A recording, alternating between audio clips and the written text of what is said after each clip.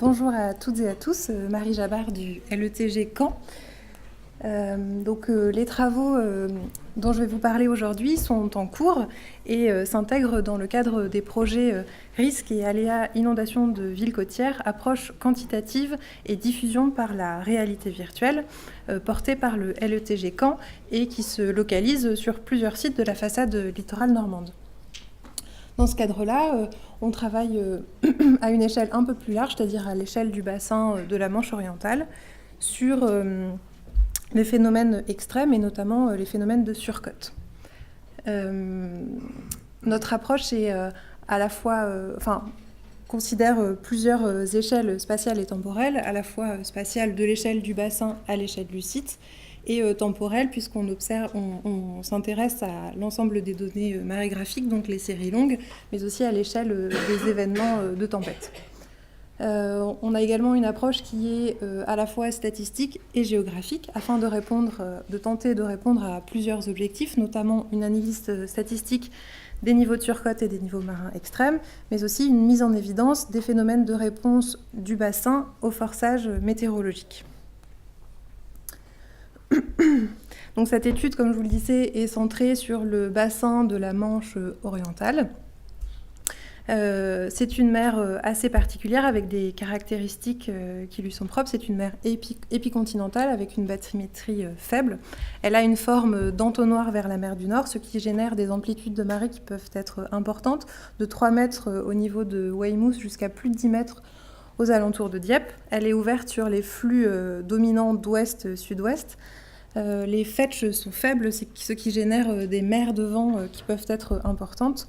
Et sur plusieurs secteurs, autant du côté français que anglais, les risques de submersion marine peuvent être importants, voire très importants. Donc au niveau des données utilisées, je vous le disais, ce sont principalement les données marégraphiques. On a 6 secteurs principaux. 3 sur le côté français, Cherbourg, Dieppe, Dunkerque, et 3 sur le côté anglais, sur la façade en face, donc Dover, New Haven et Weymouth. Les autres marégraphes sont utilisés pour l'étude des événements ponctuels.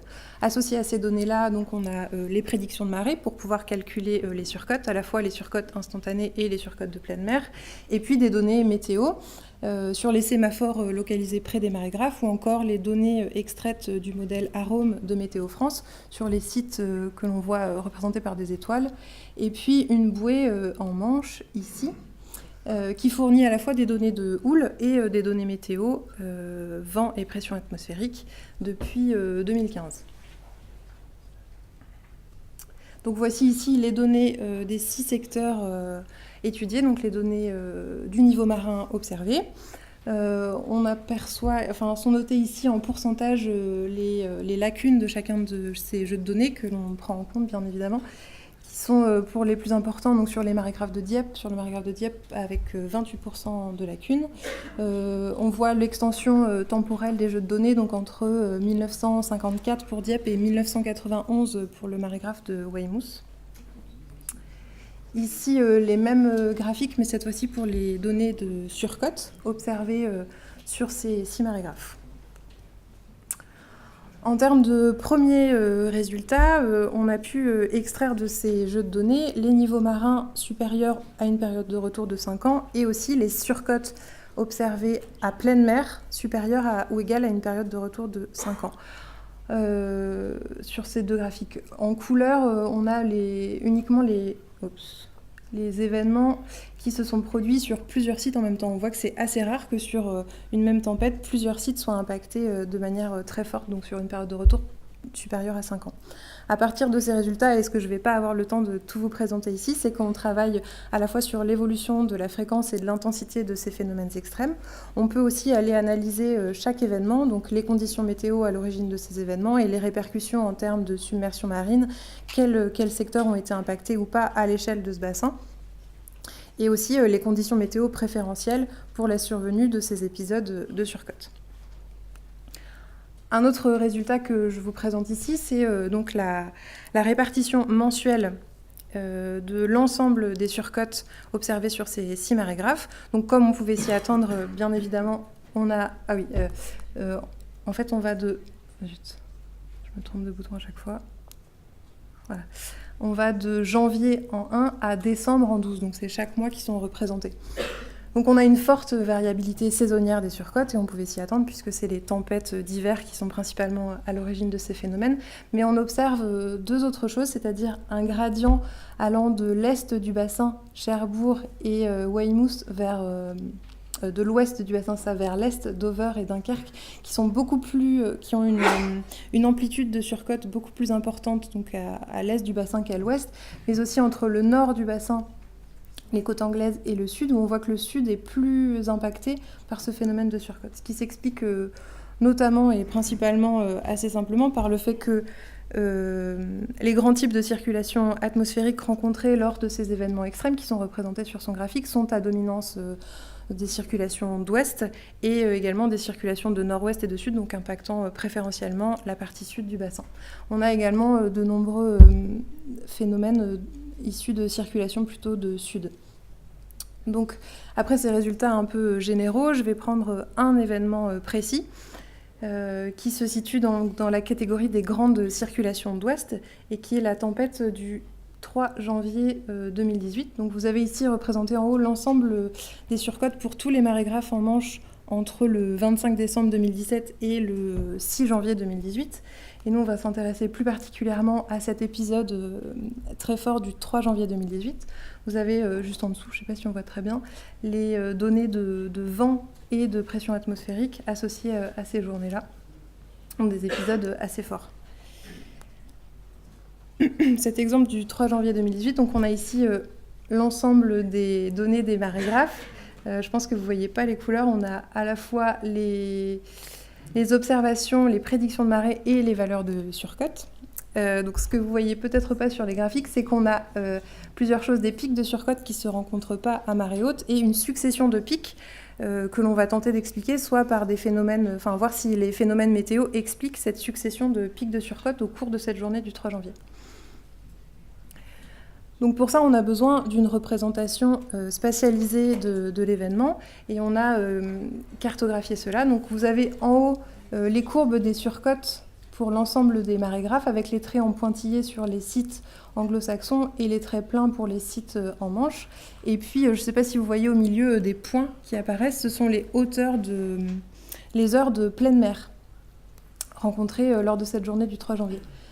Et on a donc pour chacun des marégraphes une valeur de surcote que l'on a interpolée à l'échelle du bassin de la Manche, les données de vent, direction et force et de pression atmosphérique observées sur la bouée, donc heure par heure.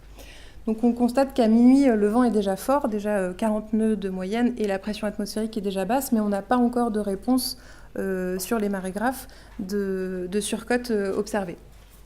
Donc je vais faire défiler heure par heure.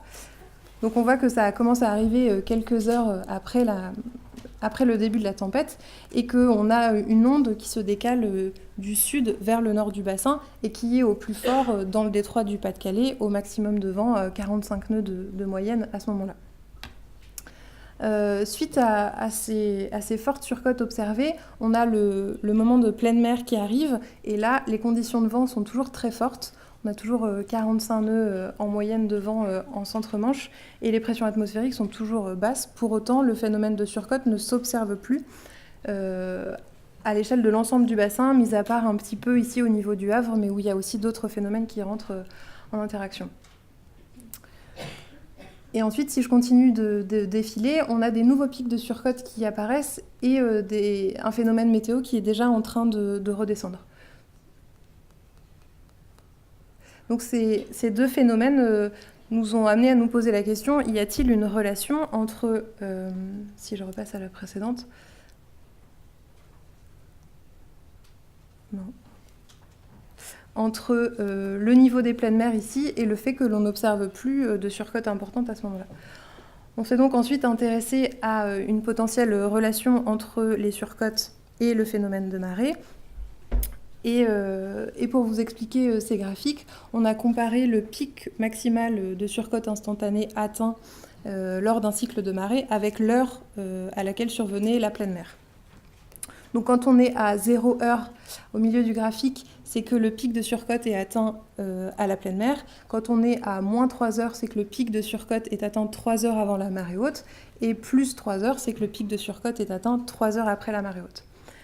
On voit que sur le site de Weymouth, ici en haut à gauche, les pics de surcote sont rencontrés à peu près à toutes les heures, à tous les niveaux de marée. Par contre, sur les autres sites, on voit une forte corrélation entre notamment la mi-marée montante et le pic de surcote. Pour le secteur de Dieppe, c'est un tout petit peu différent puisqu'on a également une forte corrélation à mi-marée descendante, on va dire. Et on voit que le phénomène est beaucoup plus important sur les côtes françaises que sur les côtes anglaises, même si on le voit tout de même apparaître. Ce phénomène général de la surcote, il est avant tout lié à un phénomène météo extrême, mais ensuite on peut montrer ici qu'il est aussi relié au phénomène de marée. C'est un sujet qui a déjà été étudié dans la littérature scientifique et plusieurs pistes d'explication sont proposées. On a ici notamment un exemple à Sheerness, donc qui n'est pas un des sites que nous on étudie, mais qui est sur la côte anglo-saxonne également, où on voit également cette forte corrélation avec la marée montante et le pic de surcote. Une des pistes d'explication donc proposées, c'est que l'onde qui est engendrée par le phénomène météo intense va influencer la marée en augmentant la hauteur de la colonne d'eau et la marée va alors pouvoir potentiellement se propager plus vite. C'est pour cela que les surcotes les plus importantes seront rencontrées à mi-marée montante. Ce qu'on observe également, et ce qui est aussi lu dans la littérature, c'est que plus le marnage est grand, moins le risque de coïncidence entre la forte surcote et la marée haute est important. Thomasin et Pirazzoli affirment même qu'à l'échelle donc, du bassin de la Manche, pas de surcote forte à marée haute par grand coefficient ces dernières décennies ont été observées. Afin de résumer les résultats principaux, donc d'un point de vue méthodologique, on peut s'apercevoir qu'il est intéressant d'étudier donc, les surcotes de pleine mer pour les risques de submersion marine, mais qu'il est aussi intéressant de regarder les surcotes instantanées sur l'ensemble d'un cycle de marée pour étudier des phénomènes particuliers. Autre résultat, donc on a une forte saisonnalité des surcotes, comme on pouvait s'y attendre, et un gradient d'amplitude ouest-est et nord-sud entre les différents sites à l'échelle du bassin. Les niveaux extrêmes sont principalement provoqués par des flux d'ouest, puis par des flux de nord-ouest, nord et enfin par des flux de sud. La tempête Eleanor, qui était un fort flux d'ouest, a des conséquences d'un côté conformes à ce que l'on connaît et à ce que l'on s'attend des conséquences d'un phénomène météorologique fort sur les côtes. Mais on a tout de même pu observer deux phénomènes particuliers que l'on tente d'expliquer. C'est à la fois que les conjonctions de pics de surcote et de pleine mer sont rarement observées, ce qui est tant mieux quelque part. Et deuxièmement, c'est ce retour fort des surcotes après la pleine mer, alors que le vent était déjà en train de baisser et que la pression remontait. Donc cette relation marée-surcote, elle semble être un phénomène important à prendre en compte sur le bassin de la Manche orientale, et il est plus fort sur les secteurs à fort marnage. En termes de perspective, donc il y a encore beaucoup de choses à comprendre sur le fonctionnement hydrodynamique du bassin de la Manche lors de la survenue de ces événements tempétueux extrêmes, que cette relation marée-surcote, elle devrait être approfondie et peut-être prise en compte dans l'étude des risques de submersion marine. Et enfin, toute cette approche sur les aspects historiques et la compréhension des phénomènes extrêmes passés, elle tend aussi, elle va se conjuguer avec des résultats de modélisation qui sont menés par nos collègues du M2C de Rouen. Voilà, merci de votre attention.